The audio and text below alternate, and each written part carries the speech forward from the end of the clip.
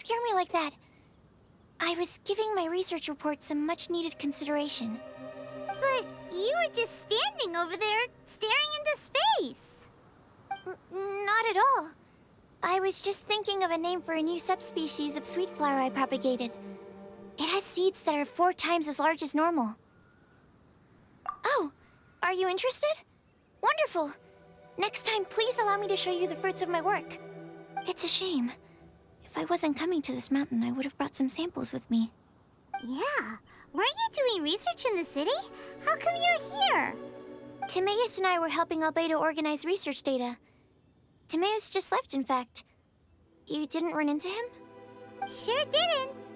He said that he wasn't as sharp as Albedo when it came to data. By quite a long shot, in fact. The significance of some things Albedo is able to grasp almost immediately, but we, on the other hand, take considerable time.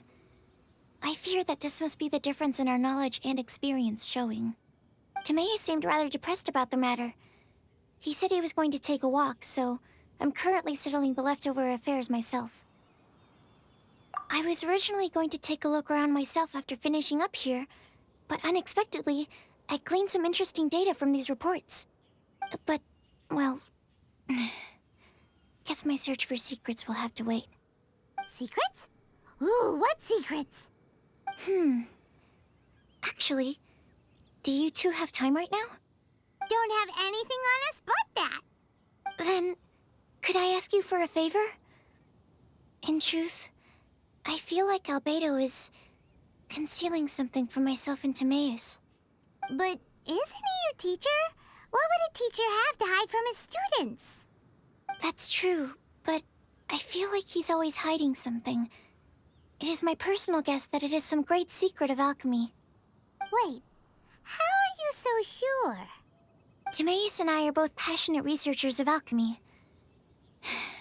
If it was anything else, Albedo wouldn't have any reason to hide it from us. You do have a point. Could you help me investigate what it is that Albedo's hiding? Please. I'm just too curious. What do you think? Yes! Thank you, thank you. All right. Let's take a little trip, shall we?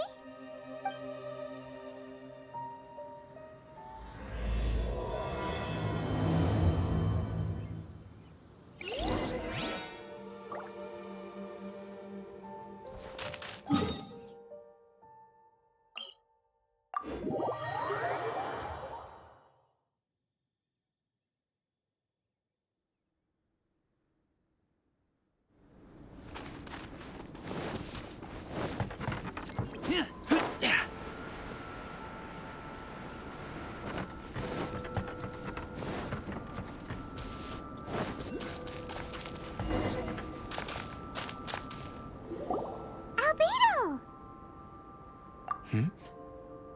Why are you here? Are you lost? No, we're not. A secret?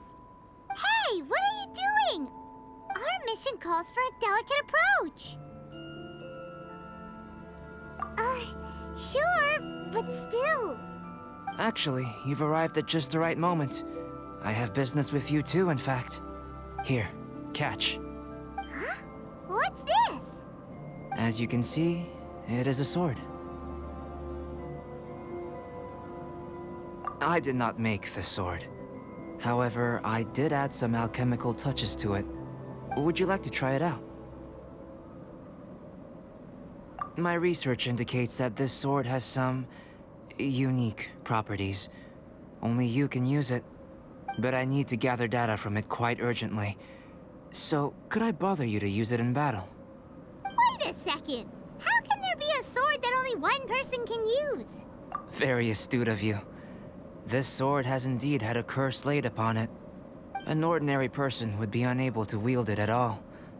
However, you are an exception. Huh?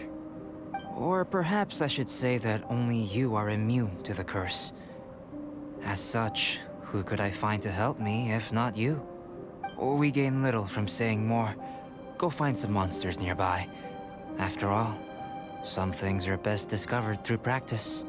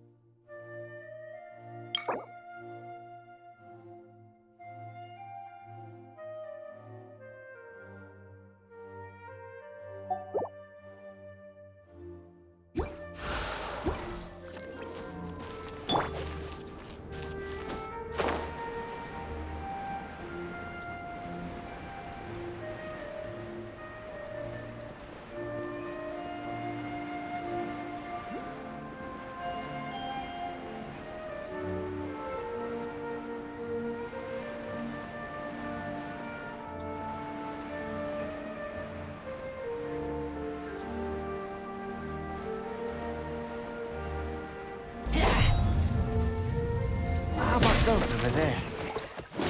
Paimon still has a bad feeling about this.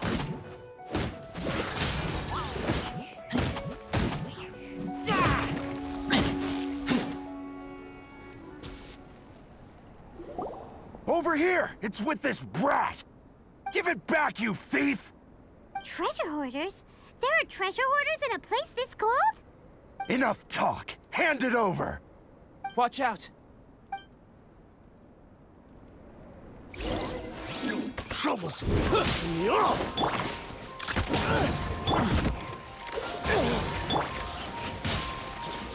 Have a taste of this! Such a pain!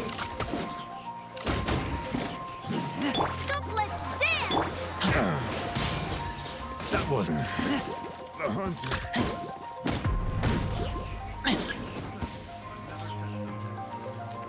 Suffocate!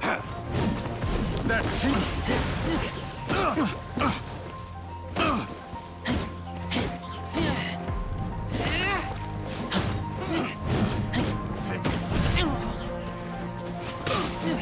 cool it!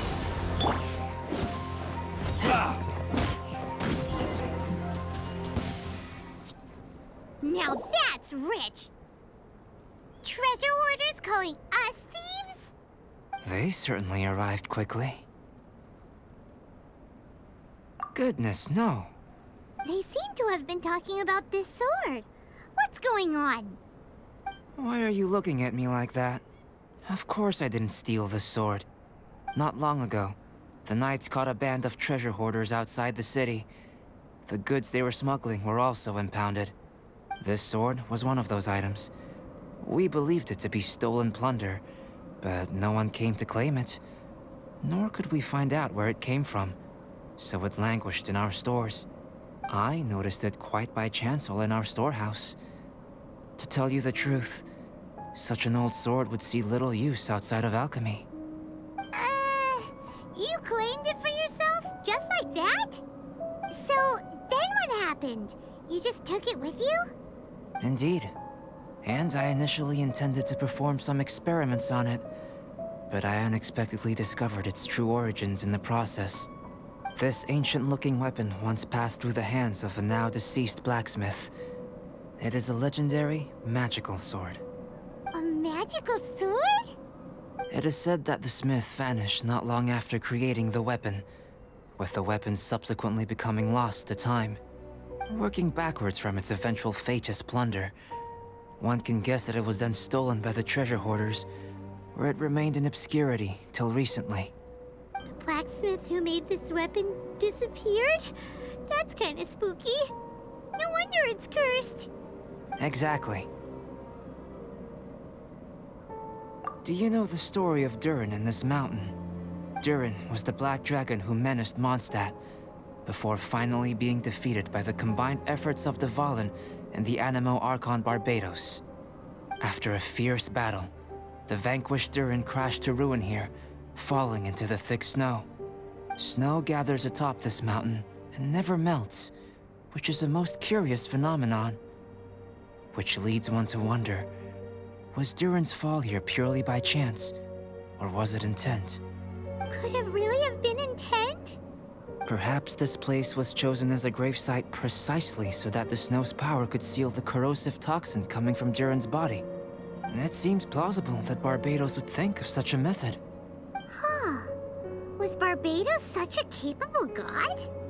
Well, these are just my postulations. I don't have any evidence. But what's for certain is that this mountain and Durin are deeply intertwined. In fact, I believe that the very sword in your hand has Durin's remains in it. A dragon's remains? Indeed.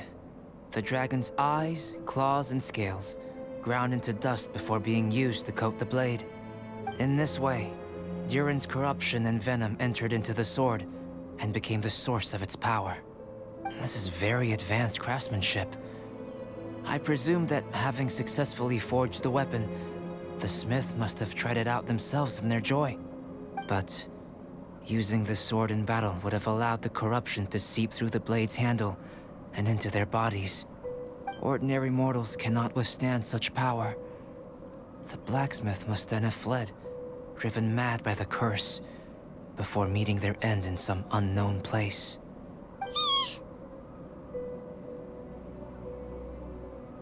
You've purified Dvalin's tears before, which is a very rare ability indeed. This ability has protected you from being corrupted or poisoned, and you can completely eliminate their effects, which is why you and only you can properly wield this sword.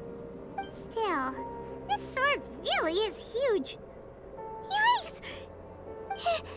It's glowing! As far as I'm concerned, this is where the real experiment begins. This sword is still very weak at present. However, it is able to absorb energy, and through that, it is able to constantly become stronger. In some sense, you could even say that it is a living thing. Well then, traveler, adventure with it to your heart's content. I need you to help it grow. I believe that we will soon have all the proof that we need.